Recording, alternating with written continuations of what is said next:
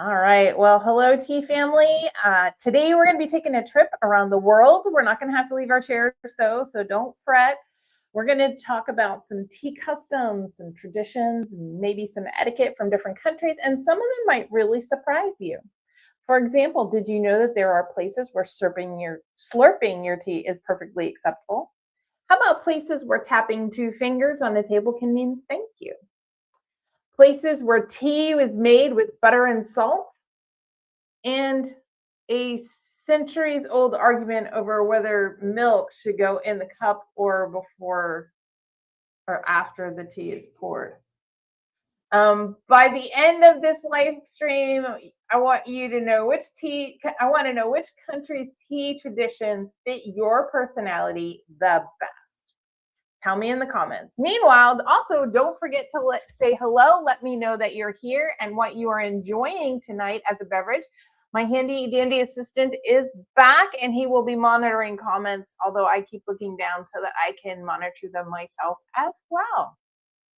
Okay, so one of the reasons why I really enjoy tea so much is that it seems like each culture seems to have its own unique way of turning a very simple cup of tea into something very meaningful. Tea can mean hospitality, it can mean family, it can mean celebration, it can mean slowing down. Sometimes tea means I care enough to spend time with you. Today, we're going to talk about how cultures can really express those ideas. I see Stephanie is having chocolate chai today. I love it. I love it. I love it. She's having the chocolate chai. All right. Well, we're going to start at the U.S. Let's start right here at home. Tea in the U.S. is really interesting because we have borrowed lots of traditions from all over the world. Some customs are uniquely U.S. as well. For instance, tea is comfort, hospitality, relaxation, sweet tea on the porch, iced tea at family gatherings.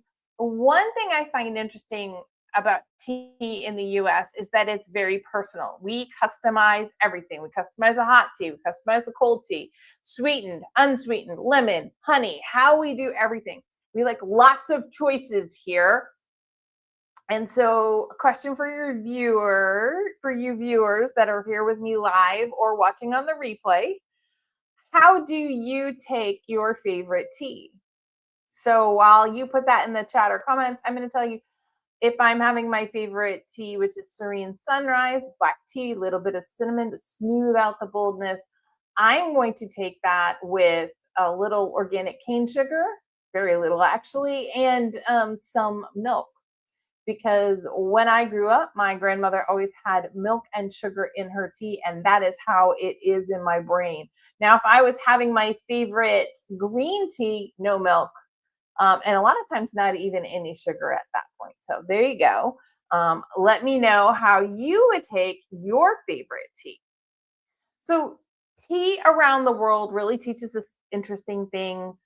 I don't want to say that any one place is right or wrong. It's all a matter of like what your preference is. So let's move to the Great Britain and more specifically to England.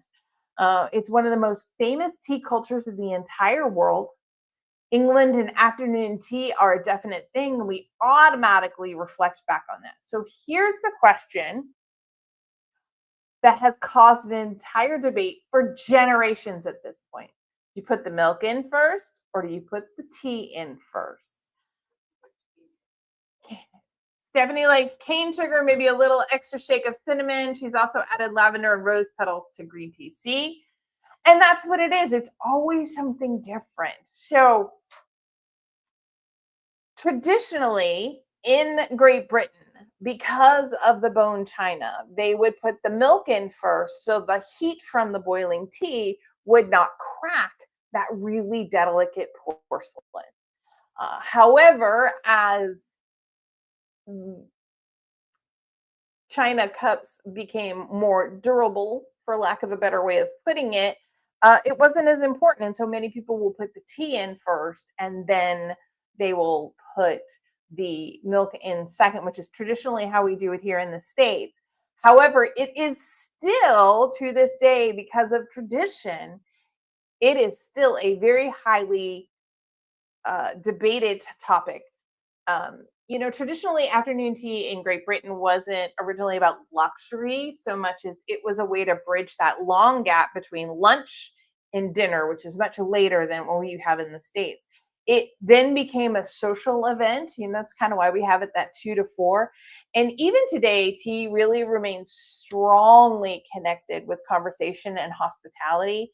Imagine being invited to someone's home for tea in England. The tea matters. But the company is going to matter more. So, which would you rather have? A fancy tea at a historic hotel or a teen conversation in someone's cozy kitchen? I think either is a great choice, but I'm interested to see what you would choose. Okay, so let's go from Great Britain to Morocco. We're going to travel someplace completely different. Moroccan tea culture is beautiful because the tea often symbolizes itself hospitality. Guests are welcomed with tea.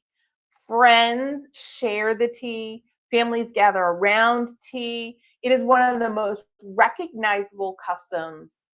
And one of the most recognizable customs about tea in Morocco is that they pour that tea from a very high space above the glass.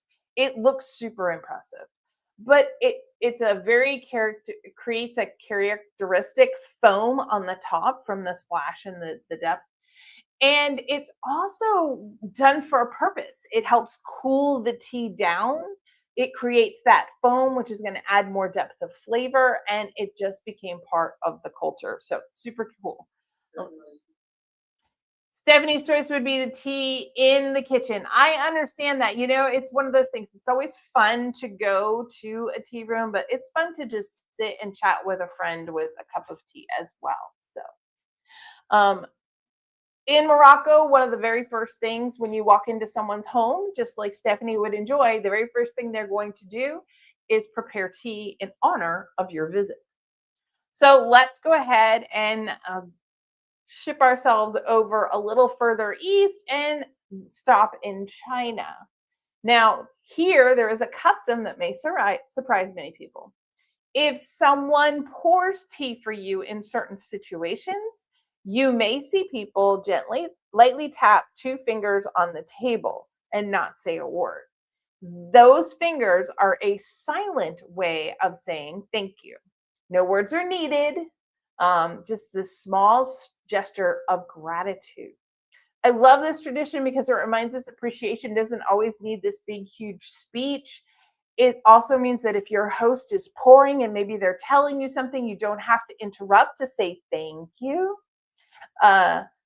Sometimes this tiny gesture can just mean so much without having to confuse it or interrupt. So there you go. All right, we're going to head out a little further away and talk about Japan. Japan's tea traditions often emphasize mindfulness and respect. The tea ceremony isn't simply about drinking and enjoying the tea. It is also about being fully present. Every movement has a purpose. Every action has meaning.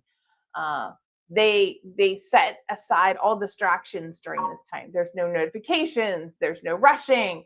There's just a few quiet moments with tea. I wonder what would happen if more of us spent some time thinking like that, having that time carved out completely with our cup of tea and literally shut out any and all distractions and just focus on being present in the moment. So here's the thing. Think about it for yourself. You don't have to put this one in the chat or comments, but you're welcome to. When's the last time you sat down to a cup of tea without multitasking? I don't know that I could answer that question because I feel like I'm always multitasking. I'm enjoying my tea. I'm enjoying my breakfast. I'm enjoying my tea. I'm working. I'm enjoying my tea. I might be creating a tea. I don't know. There's always something else going on. And when I was preparing this, I figured I'd ask that question because I'm really just as guilty myself of multitasking with when drinking my tea instead of really being present in the moment like I want to be. Okay. Which tea culture that I've mentioned so far sounds the most like you? US, creative and independent. England, social and traditional and tradition loving, we'll say maybe. Morocco, welcoming and relationship focused. China, appreciative and thoughtful. Japan, calm and mindful. Put your country in the chat or the comments. I'm interested to see which one you think sounds most like you. Again, US, creative and independent. England, social and tradition loving. Morocco, super welcoming, very relationship focused. China, appreciative, thoughtful, thankful, and Japan, calm and really mindful, really present in that moment without distraction. I'm really interested to see. And remember, we just talked about those distractions. There you go. Those are the distractions that we're talking about. Okay. Stop number 6 for us, if I've counted correctly, is India. India often brings teas where people come together. Tea stalls become very gathering places. Friends meet over tea. Strangers become acquaintances over tea. Conversations happen. Ideas happen. Sometimes we think tea is about the drink, but this is one of those cultures that remind us that tea is really about people. In fact, some cultures don't even see tea as a beverage. They see it as a reason to gather together.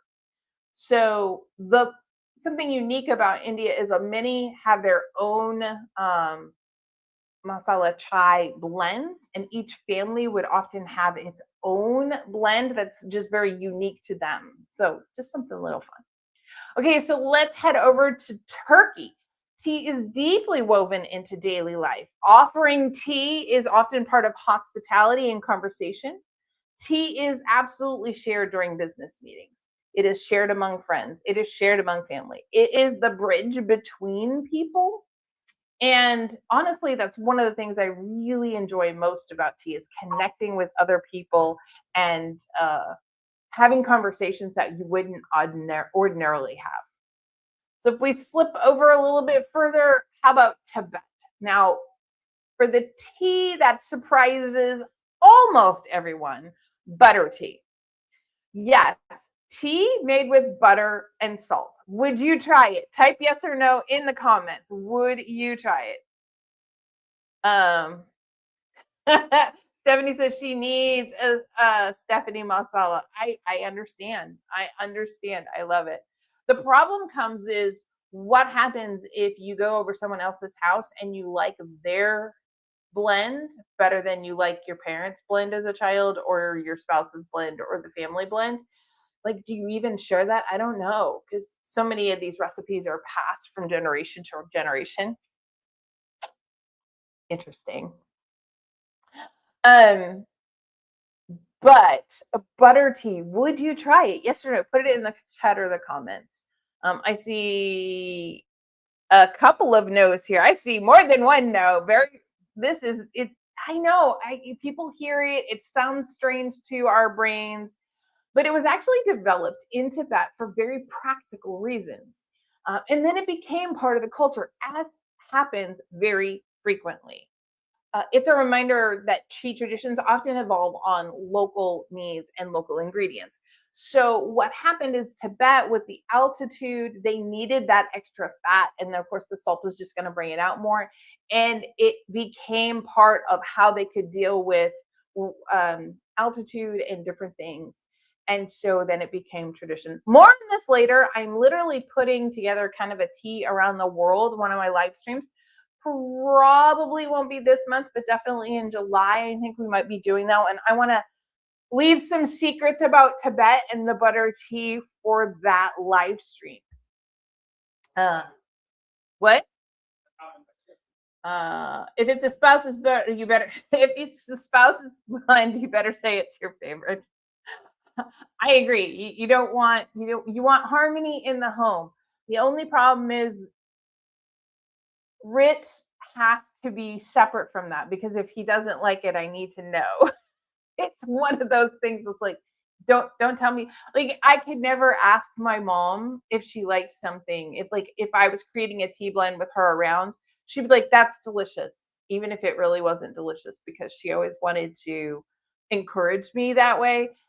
In fact, there was one time I can remember I made a chicken noodle soup or chicken and vegetable soup, and I tried a completely different recipe, and I way over seasoned it, so it became very bitter. And typically when you're serving, I'm serving the kids. I don't remember. I think my husband was working, and my mom was there, and she's like, "Oh, it's so good." It was disgusting. It was horrible.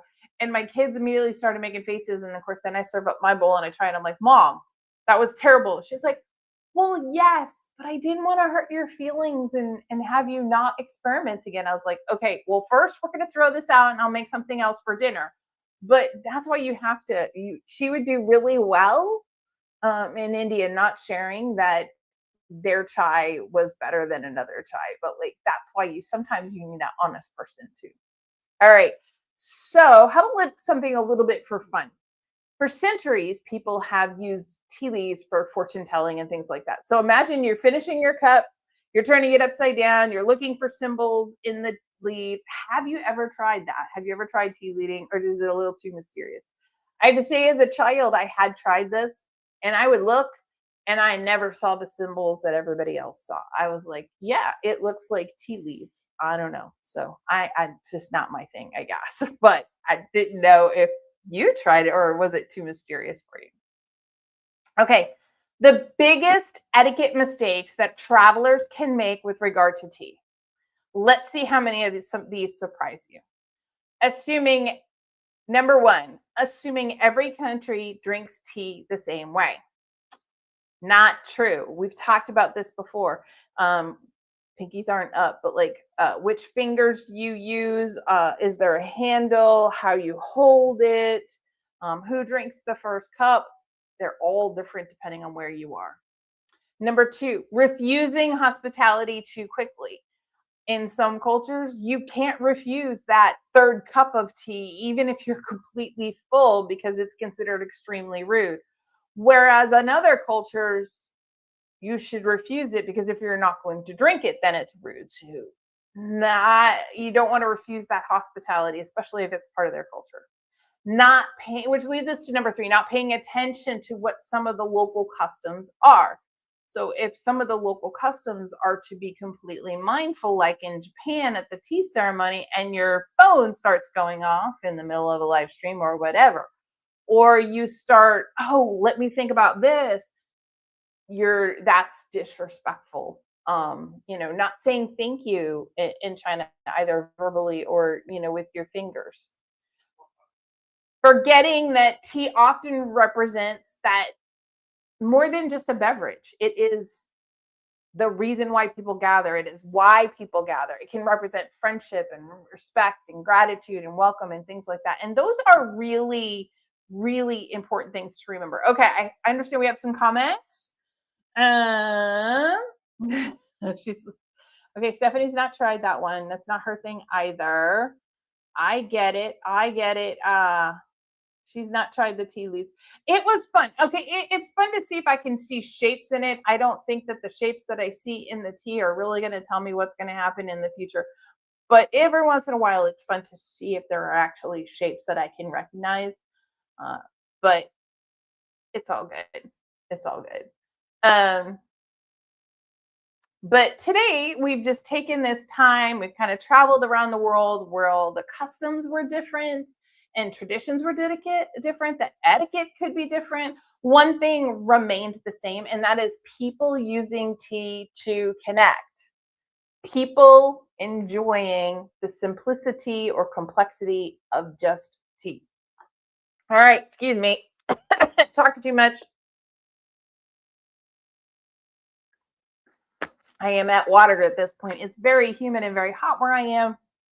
As you can tell from the background, still not home in Kansas yet, but soon, hopefully.